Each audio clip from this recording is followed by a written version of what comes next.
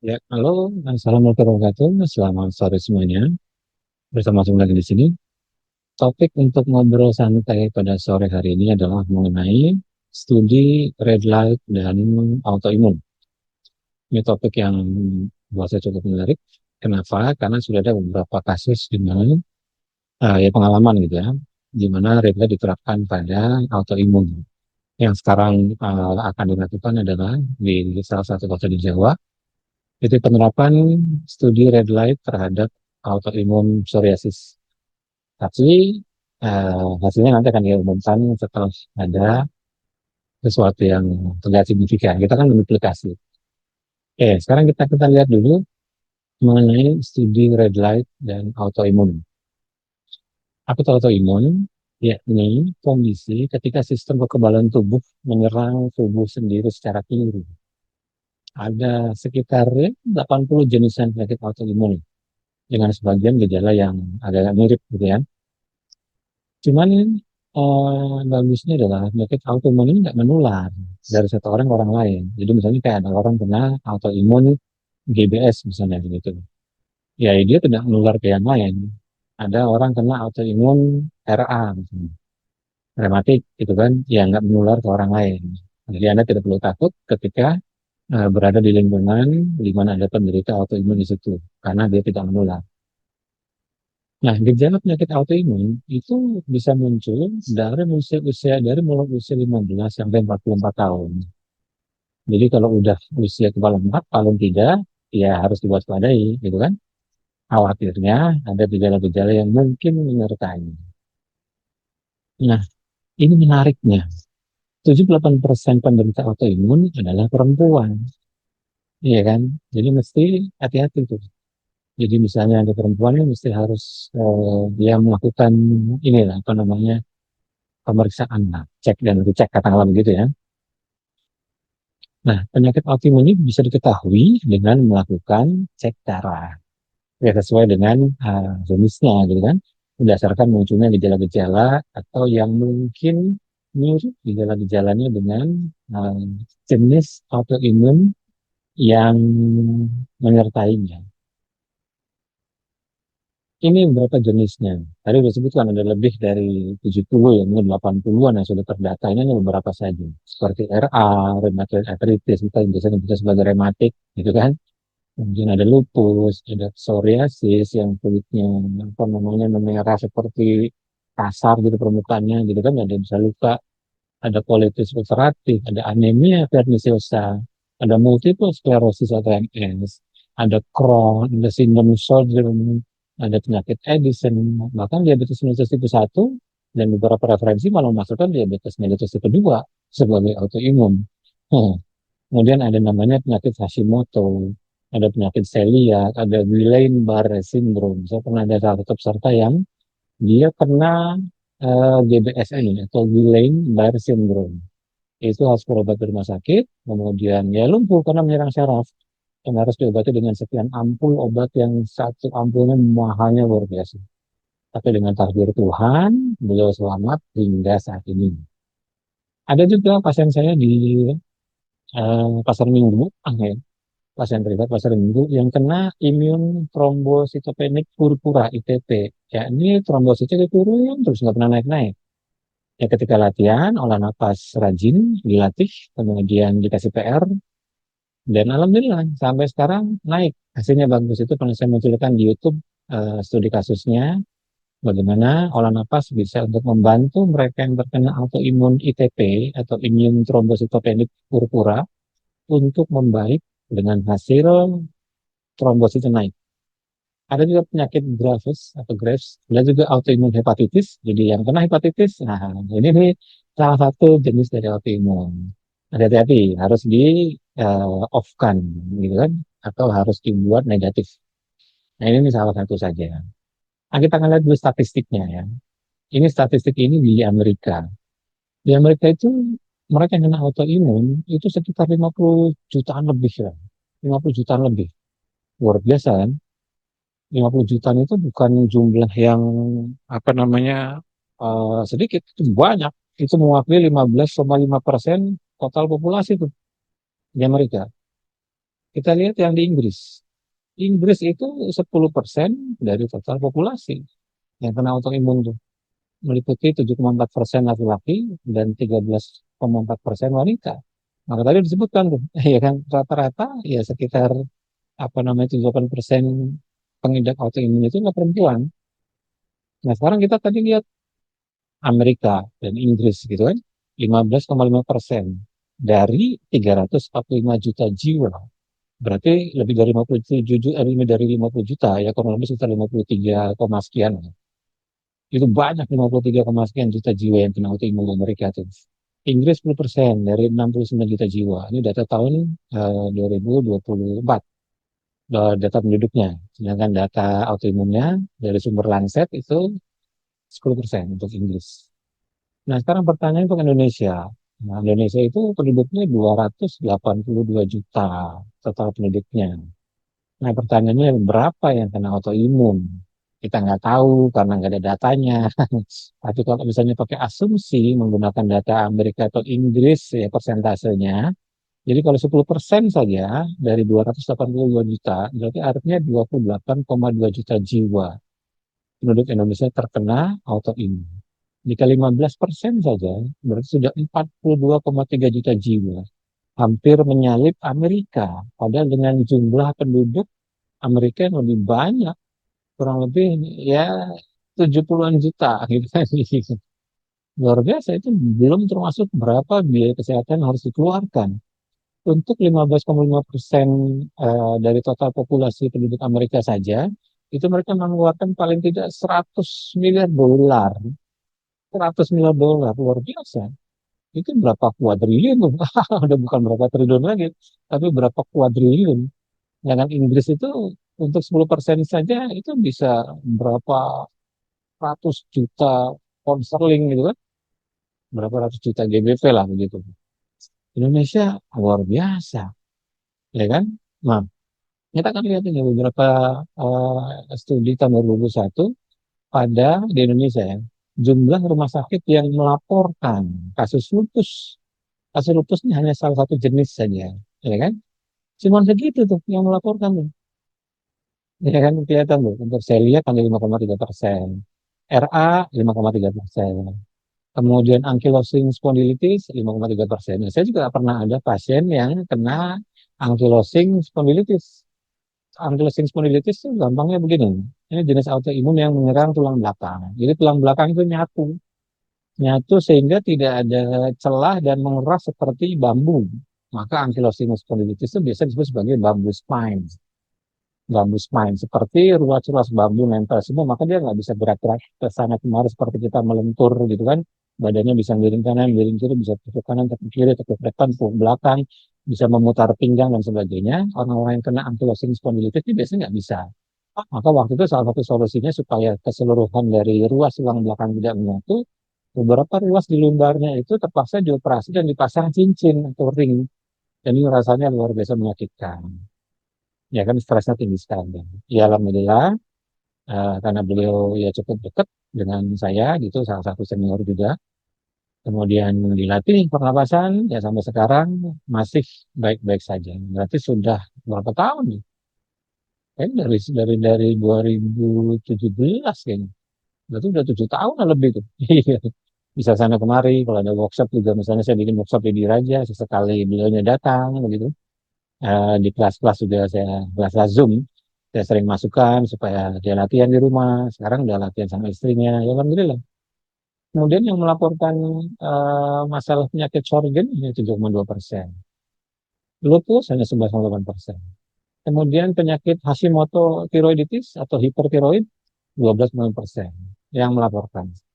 Ini artinya kalau kita melihat pada persentase penyakit autoimun yang dilaporkan, gitu kan, itu yang cukup banyak itu ya Hashimoto dengan 12,5%. Jangan yang lainnya ini, walaupun 43,4%, tapi kan terisi dari macam-macam jenis. Tapi Hashimoto ini ya lumayan tinggi tuh, 12,5%, ya kan? Nah, kita balik lagi ke Indonesia. Nah, coba kebayang, ya kan? Kita kalkulasi saja. 28,2 juta jiwa. Itu jika 10%-nya terkena autoimun. Atau 42,3 juta jiwa. Jika 15% terkena autoimun. Dan dari 80 jenis yang tadi saya sebutkan ini, dan 80 jenis yang saya tuliskan di sini hanya 16 saja, saya akan angkat studi mengenai autoimun Hashimoto. Nah, maka tadi disebutkan di halaman sebelum ini, di Indonesia itu 12,5%. Cukup tinggi juga tuh Hashimoto tuh. Apa itu Hashimoto? Nanti kita akan lihat. Hashimoto tiroiditis. Seperti istilah pada katanya, itu ada kata tiroid. Jadi artinya penyakit autoimun yang menyebabkan peradangan kronis pada kelenjar tiroid menyebabkan fibrosis progresif. Jadi problemnya pada kelenjar tiroid. Kelenjar tiroidnya bentuknya seperti kupu-kupu dan terletak di pangkal leher. Jadi ada di leher tiroid. Nah, pada Hashimoto, sistem kekebalan tubuh menyerang sel-sel penghasil hormon tiroid sehingga kelenjar tiroidnya selalu meradang dan tidak bisa menghasilkan hormon tiroid secara normal. Akibatnya terjadi penurunan produksi hormon tiroid atau disebut sebagai hipotiroidisme. Jadi Hashimoto itu gampangnya hipotiroid. Kenapa? Karena dia jenis autoimun di mana sistem kekebalan tubuhnya menyerang sel-sel penghasil hormon tiroid sehingga kelenjar tiroidnya meradang dan tidak bisa menghasilkan hormon tiroid secara normal. Nah, kita lihat. Penyakit Hashimoto itu dapat berkembang secara perlahan bertahun-tahun, di mana penderita mungkin tidak memiliki gejala apapun sejak dini. Tapi nanti ketika udah mulai gawat, gejala yang muncul saat penderita mengalami hipotiroid itu diantaranya adalah kelelahan. Terus tiba-tiba ada penambahan berat badan yang tidak diketahui. Sering sembelit. Hati-hati tuh kalau sering sembelit tuh. Kemudian peningkatan kepekaan terhadap dingin. Jadi gampangnya susah tahan terhadap suhu dingin. Terus kulitnya tuh kering terus. Terus sering putih-putih gitu. Sering putih-putih di permukaan kulit kan kering kan. Terus tiba-tiba sebab yang tidak ketahui bengkak pada wajah, pada tangan, pada kaki, kukunya rapuh, cepat copot, kemudian sering nyeri otot. Maka ini sering tuh orang, aduh badan saya otot saya sakit-sakit nyeri, kemudian dia berusaha untuk minum obat-obat untuk anti nyeri. Nah, itu malah nambah masalah.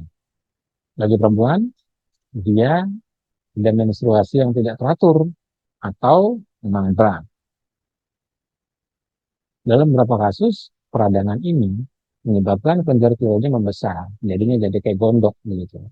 Yang tentu saja menyebabkan rasa tidak nyaman pada leher sehingga kesulitan menelan.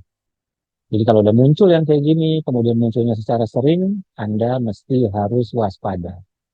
Ukur apa namanya pemeriksaan tiroid Anda dilihat segera.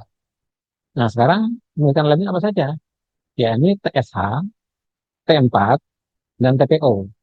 Ya, nanti dari nilai-nilai ini, dan satu lagi ada ultrasonografi. Nilai-nilai ini, jika nilai TSH-nya naik, kemudian T4-nya turun, dan TPO-nya naik, nah maka ini masih diwaspadai.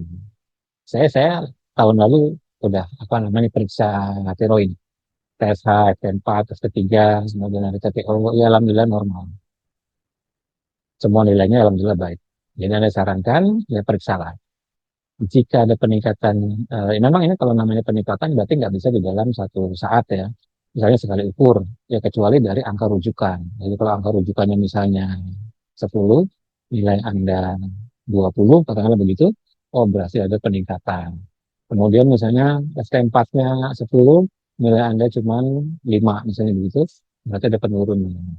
TPO-nya misalnya 10, nilai Anda 20, berada di peningkatan. Jika kondisi 1, 2, 3 ini terpenuhi, maka harus melapor pada dokter, jangan-jangan ada kena Hashimoto tiroidis atau imun. Lalu bisa juga lewat ultrasonografi kelenjar tiroidnya. Ya nanti ini spesialis, dokter spesialis yang akan menilai, gitu kan pada misalnya penurunan ekogenisitas, heterogenisitas, hipervaskularitas, dan biasanya suka ada kisah-kisah kecil. Jika kondisi-kondisi ini sudah positif, maka ya sudah cenderung Anda kena Hashimoto tiroid. Tapi jangan khawatir, ada banyak cara untuk melakukan penyembuhan. pada Hashimoto ini. Nah, cuman yaitu sebagian besar pasien dengan Hashimoto ini memerlukan pengobatan seumur hidup. Nah, nanti kita akan lihat studinya berdasarkan pendekatan red light dan pendekatan beberapa suplemen. Nah, kita lihat sekarang studi red light dan Hashimoto thyroiditis. Nah, sebelumnya saya jelaskan dulu secara umum bahwa secara apa namanya penyinaran itu terbagi dua untuk red light ini. Yang pertama yang sifatnya laser, yang kedua yang LED, light emitting diode atau lampu kecil lah begitu.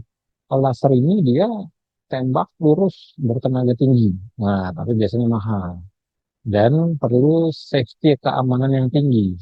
Sedangkan LED ini biasanya biayanya lebih murah dibandingkan yang laser dan mudah didapat, gampang didapat. Banyak perusahaan-perusahaan atau pabrik-pabrik sekarang yang sudah kualitas alat red light-nya sudah medical grade, sudah standar apa namanya. Mungkin ada beberapa yang sudah FDA approved ya, bahkan sudah ada beberapa yang medical grade 2. Nah, ya alhamdulillah yang dipakai di OMG juga sudah masuk pada kriteria medical grade. Makanya banyak perubahan-perubahan baik yang terjadi ketika Anda menggunakan alat red light punya OMG. Oke, jadi ada yang laser tegak lurus, masuk tajam, apa namanya, ada juga yang seperti LED. Dia ada scatter, ada sebarannya.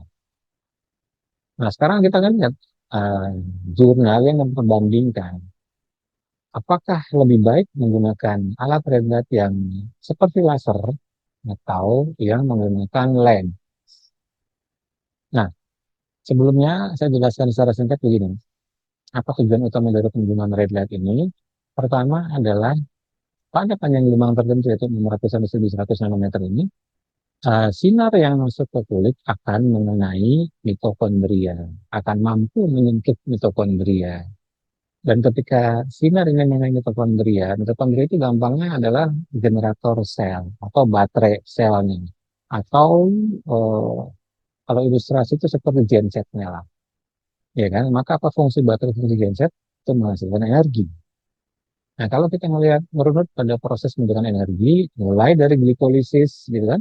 Glikolisis berarti pemecahan glukosa dan oksigen, lalu hasil akhirnya menjadi asam pirufat.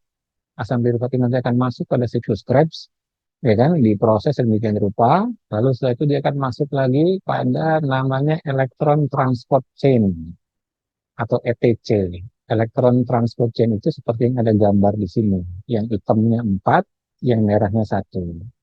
Nah, ini disebut biasanya kompleks. Ada kompleks 1, kompleks 2, kompleks 3, kompleks 4, kompleks 5. Nah, salah satu dari kompleks pada elektron transport chain ini akan dapat terpengaruh oleh red light. Kalau nggak salah kompleks 3 atau kompleks 4 ya. Apa yang terjadi? Ketika dia terpengaruh, maka dia akan menghasilkan, akan mempengaruhi sesuatu yang disebut dengan sitokrom C atau sitokrom C. Akan teroksidasi. Efek dari sitokrom C teroksidasi ini, dia akan menghasilkan ATP. Jadi energi, ATP itu energi. Jadi energinya akan menjadi semakin tinggi ketika mitokondria itu disinari dengan red light. Nah, efek dari sisi tektronisnya ini menghasilkan ATP, secara alamiah dia akan merilis atau melepaskan juga nitric oxide, NO. Dan itu kan manfaatnya banyak banget. Dia sebagai vasodilator atau pembaha lebar pembuluh darah, gitu kan. Orang-orang yang sudah tepuh, sudah sepuh, sudah tua, jumlah nitric oxide di dalam pembuluh darahnya makin sedikit dan makin kecil, sehingga diperlukan produksi nitric oxide dalam jumlah yang besar atau anda konsumsi suplemen itu disarankan tidak usah lewat itu oksigen lewat penyiraman itu juga bisa. Nah, kemudian ketika misalnya jumlah ATP-nya dipaksa untuk meningkat, maka ya namanya pembentukan energi ya, anggaplah kayak ada percikan-percikan. Percikan-percikan ini yang merah ini disebut sebagai percikan-percikan oksidasi atau ROS, reaktif oksigen species atau penyebutnya radikal bebas. Dan jangan khawatir. Kenapa? Karena ini kondisinya intermittent sementara. Sama kayak misalnya orang olahraga fisik, ya kan? Orang olahraga fisik itu pasti meningkatkan oksidasi, meningkatkan ROS, atau meningkatkan radikal bebas di badan. Tetapi karena temporary, maka secara jangka panjang kita mendapat net efek dari dampak yang seperti ini. Ini namanya seperti hormesis. Dampak seperti ini akan menciptakan antioksidan, akan menciptakan antioksidan di badan. Ya kan? Setiap misalnya kayak virus masuk, maka tubuh akan menciptakan antivirus. Bakteri masuk, maka tubuh akan meningkatkan sel imun untuk membunuh bakteri, gitu kan? Kemudian ada radikal bebas terbentuk, maka sarannya tubuh akan menciptakan antioksidan. Maka sarannya ketika disertai dengan red light, karena terbentuk efek dari cepatnya pembentukan ATP, maka ada radikal bebas yang terbentuk sedikit pada saat itu untuk membangunkan antioksidan dari sel lewat transkripsi genetik. Seru ya. Jadi terbentuklah antioksidan. Makanya saya pernah bilang, banyak jurnal yang sudah membuktikan bagaimana penyerahan red light ternyata dapat meningkatkan produksi antioksidan secara signifikan. Beberapa antioksidan diantaranya adalah superoksidismutase, glutathione, dan katalase. Jadi antioksidan itu terbangkitkan, muncul karena disinari, karena ada kondisi hormesis pada saat itu. Akibat dari mitokondria yang sitokrom oksidasinya itu terbentuk, terstimulasi, sehingga terjadi peningkatan ATP dalam jumlah banyak, lalu menghasilkan peroksida, lalu menghasilkan percikan-percikan oksidasi. Nah, ketika muncul percikan-percikan oksidasi inilah, baru kemudian sel akan berusaha untuk mematikan itu dengan membentuk antioksidan. SOD, glutathione, katalase. Maka biasanya kalau di dalam jurnal disebutnya sebagai primary effect, yaitu peningkatan ATP, secondary effect, yaitu peningkatan peroxide, tertiary effect, yaitu peningkatan antioksidan. Dan ada namanya quaternary effect. Nanti saya akan jelaskan secara terpisah pada video terpisah. Kenapa? Ada yang unik dari mitokondria. Ya, ini mitokondria ini mampu ngirim sinyal untuk ngasih tahu mitokondria yang lain. Jadi ketika misalnya ada mitokondria yang disinyali kemudian dia muncul radikal bebas, sehingga kemudian diciptakan antioksidan untuk menangkal radikal bebas ini, maka si mitokondria ini merasa tertekan dan dia akan kirim sinyal pada mitokondria-mitokondria yang lain supaya melakukan hal yang sama. Padahal nggak ada radikal bebas yang terjadi pada sel yang jauh. Jadi misalnya di sinyali perutnya, ya nanti mitokondria di kakinya seolah-olah dikasih tahu tuh, maka terbentuklah antioksidan di situ. Mitokondria di mana lagi, misalnya di lehernya, di otaknya, di tulang belakangnya yang tidak disinari, itu bisa dikirimkan sinyal. Ini salah satu karakter unik dari mitokondria, itu saya bahas secara terpisah. Ini seru banget. Kayaknya ini secara umum gambarannya. Nah, kemudian kita akan lihat, ketika studi terhadap laser dan LED diperbandingkan, kan, jadi penggunaan laser sama LED, laser itu tadi mahal gitu kan, tapi memang dia efektif dan efisien, biasa dipakai di rumah sakit. LED biasa dipakai di masyarakat umum yang seperti yang dijual-jual oleh banyak pabrik-pabrikan. Nah, kita lihat di sini, pada posisi 7 menit, ya kan, pada posisi 7 menit, ini untuk laser, posisi 7 menit sudah mencapai angka segini untuk laser. Sedangkan untuk LED yang garis putus-putus ini, baru mencapai angka segini ketika dia 15 menit. Ya, sekitar 14-15 menitan lah. Jadi artinya hanya selisih 7 menit saja. Sementara kalau alat regulat yang sifatnya laser terapi itu harganya ribuan dolar mahal. Sedangkan LED harganya ya ada yang 5 juta, ada yang 9 juta, lebih murah lah. Jauh cenderung lebih murah. Maka dengan selisih delta hanya 7 menitan saja, maka LED-nya lebih disukai dibandingkan laser. Sehingga LED bisa dipakai sebagai alternatif, sebagai pengganti laser untuk melakukan penyembuhan atau pengobatan. Nah, jadi memang ada dasar ilmunya tuh. Terus ya, maka dari itu LED nggak ada masalah. Anda punya yang laser yang lebih mahal, boleh. Atau Anda yang membeli yang LED di OMG Red juga boleh. Ya, ini pengantar mengenai perbedaan antara laser dengan LED. Sekarang kita lihat pada jurnalnya juga. Nah, lihat sini ya. Keuntungan penggunaan LED itu adalah dia lebih sederhana, lebih gampang, pertimbangannya lebih gampang, kemudian mudah digunakan. Punya kemampuan untuk melakukan iradiasi pada area yang lebih besar, pada jaringan, pada satu saat. Jadi misalnya Anda beli yang 1 meter, maka langsung disinari sebagian badan, kena semua tuh, kepala, tenggorokan, dada, perut, lutut, kena semua tuh. Tapi kalau yang kecil ya harus gantian. Ya, kira-kira begitu. Tinggal balik badan, kena semua tuh. bagian belakang kepala, bagian belakang leher, punggung, pinggang, pinggul, kemudian paha, betis di bagian otot soleus, itu juga kena semua akhirnya, ya kan? Kenapa? Karena ukuran dari alatnya itu besar. Kalau laser nggak bisa, laser mah ya langsung alatnya kecil, straight to the point biasanya. Jadi kalau untuk lutut ya udah lutut aja. Nah, nggak bisa untuk sebadan badan pada satu saat, nggak bisa. Nah, maka LED itu banyak kemungkinan alat-alat seperti misalnya yang dipakai di pergelangan tangan, ada yang dipakai di pinggang, ada yang dipakai di kepala, bentuknya seperti helm, ada yang bentuknya seperti topi, ada yang bentuknya seperti matras, macam-macam, ya kan? Nah, jadi itu beberapa sisi dari pengembangan LED, di mana hanya dengan delta selisih 7 menit saja dibandingkan laser, LED menjadi pilihan. Nah, sekarang kita akan lihat bagaimana studi penggunaan red light terhadap Hashimoto. Nah, ini topik utamanya ada di sini. Jadi studi ini menarik. Kenapa? Pertama, dia peserta ini dibagi jadi beberapa grup dan dia dikasih suplemen iron, vitamin D, dan selenium.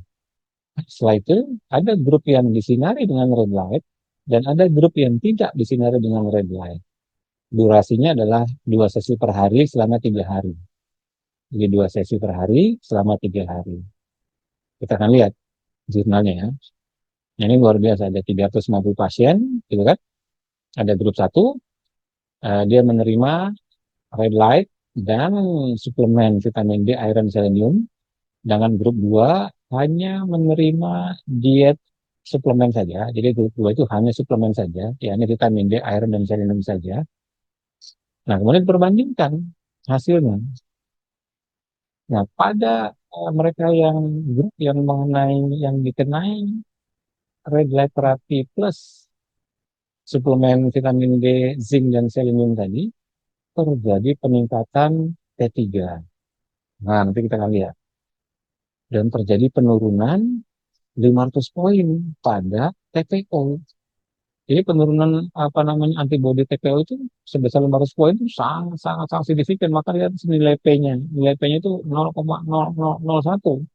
Nilai P 0,001 aja sudah disebut sangat signifikan. Apalagi 0,8,3. P sama dengan 0,0001, maka sangat sangat sangat signifikan, ya kan? Dibandingkan mereka yang hanya meminum suplemen vitamin D, iron, dan selenium saja. Tuh, jadi 70 kali lebih efektif ketika Anda minum suplemen, kalau jika Anda penderita Hashimoto thyroid ya. Jika Anda minum suplemen D, vitamin D, iron, dan selenium plus dengan disinari red light. Luar biasa, ya kan? Nah, pada studi ini hampir sepertiganya sudah tidak membutuhkan lagi pengobatan tiroid. Maksudnya pengobatan Hashimoto gitu kan, dikasih obat tiroid ya. Luar biasa, sepertiganya tuh dari 350 pasien. Nah, kita lihat lagi studi yang lain. Studi terhadap 38 orang yang bisa Hashimoto. Juga sama, dikasih vitamin D dan selenium, kemudian ada yang cuma vitaminnya saja, suplemennya saja, dan ada yang suplemen plus red light. Kemudian diterapi 2 kali per minggu selama 3 minggu. Ini gabungan ya, suplemen dengan red light sama seperti sebelumnya. Hasilnya, lihat sini. 6 bulan follow up. Biomarker TSH-nya turun 2,25. Ini signifikan. Ini suplemen dengan red light. Sedangkan kalau suplemen doang, justru ada penambahan, ya kan?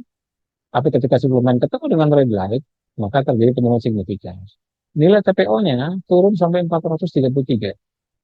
Sedangkan kalau suplemen turunnya hanya 52.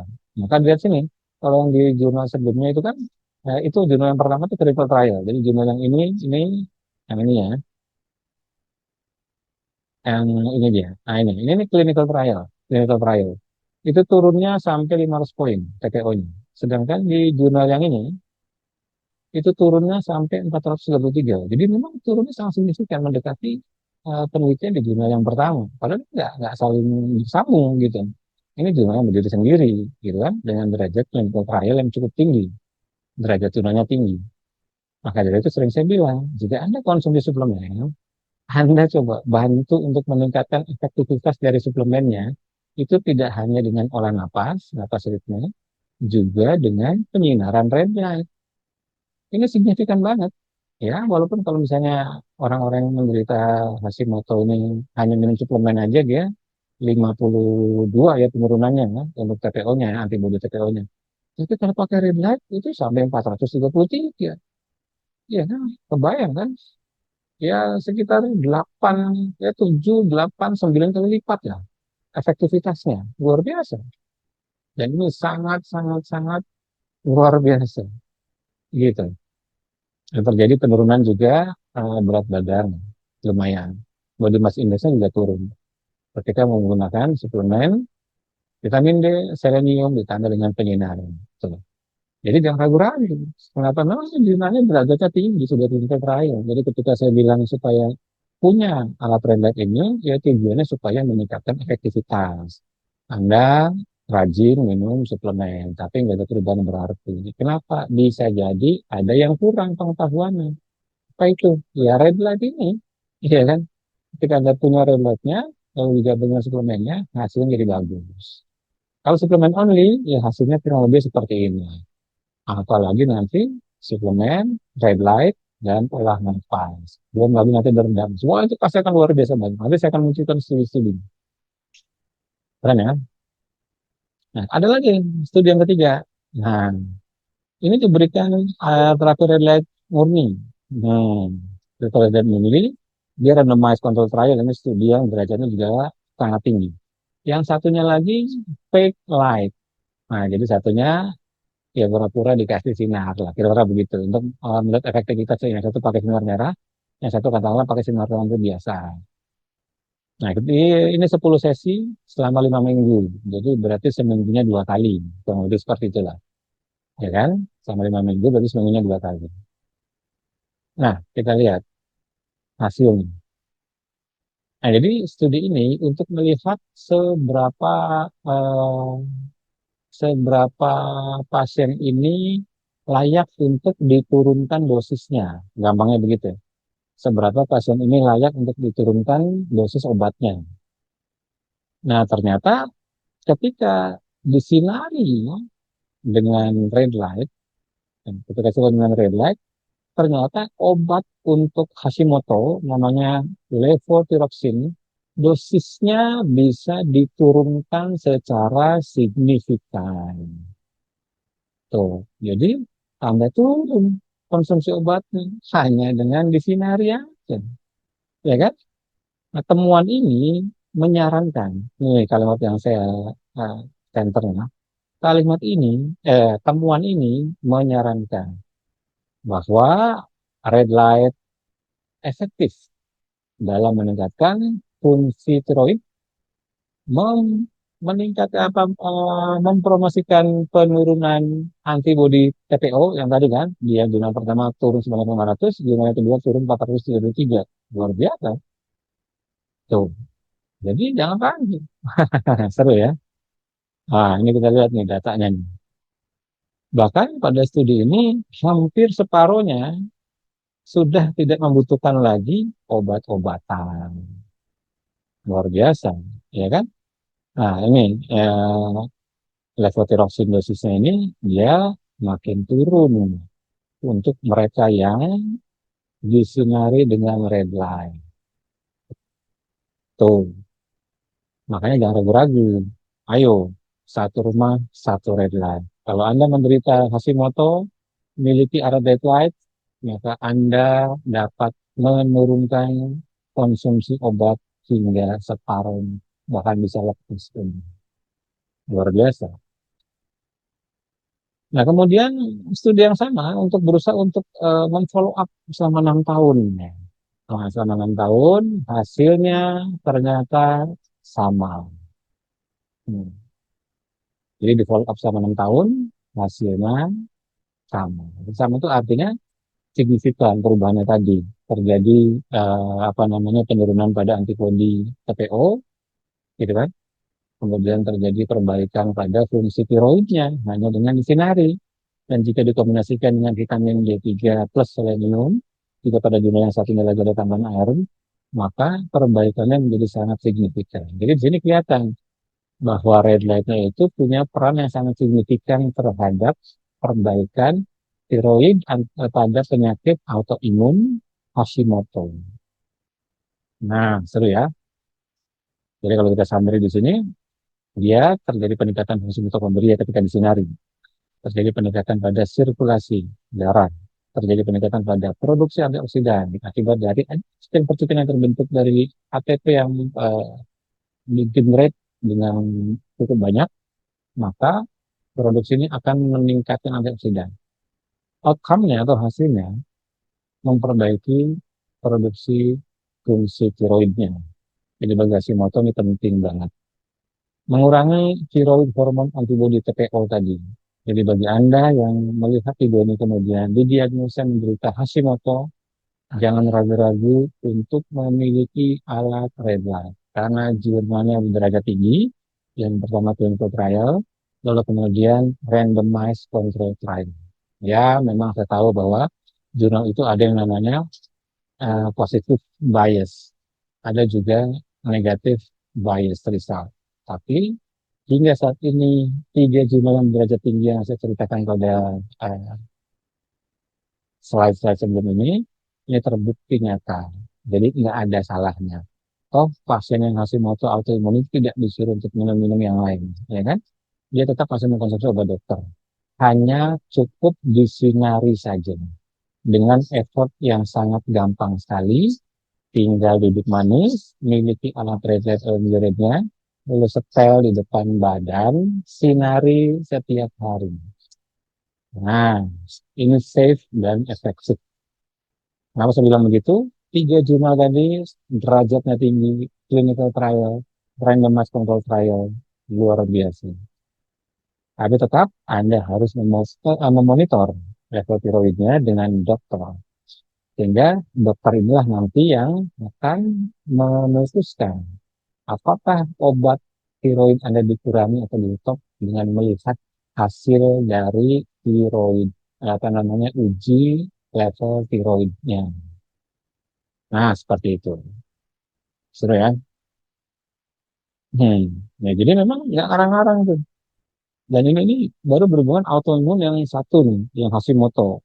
Kenapa dipilih Hashimoto dibandingkan kayak GBS, Guillain-Barré syndrome, kemudian Sjögren, kemudian ada juga lupus, ada juga hepatitis, ada hepatitis tipe 1 dan sebagainya. Karena ini persentasenya besar. Berdasarkan data-data dari rumah sakit pasti Indonesia yang melaporkan. Itu. Jadi barangkali saja di antara yang nonton video ini ada yang menderita Hashimoto tiroiditis dan misalnya hipotiroid banget ya, hipotiroid. Atau gampangnya Anda didiagnosa Hashimoto, titik, nggak gitu aja. Jadi kalau sudah didiagnosa Hashimoto, maka manfaatkan apa yang ada pada video ini. Mudah-mudahan. Silakan Anda bisa mengambil sumber relate dari mana saja. Jika Anda tertarik untuk mengetahui bagaimana penanganannya dengan menggunakan dasar ilmu dari jurnal-jurnal tadi, Anda bisa punya alat red light OMG. Nanti saya akan bantu untuk melakukan analisa dan memberikan dosis penyinaran berdasarkan jurnal-jurnal yang sudah disebutkan tadi. Dan ini ada cara, ada di situ disebutkan. Ya mungkin kalau Anda baca sendiri harus nyari-nyari ribet lah. Gampangnya miliki alatnya, nanti kita bantu untuk membuatkan ya semacam dosisnya.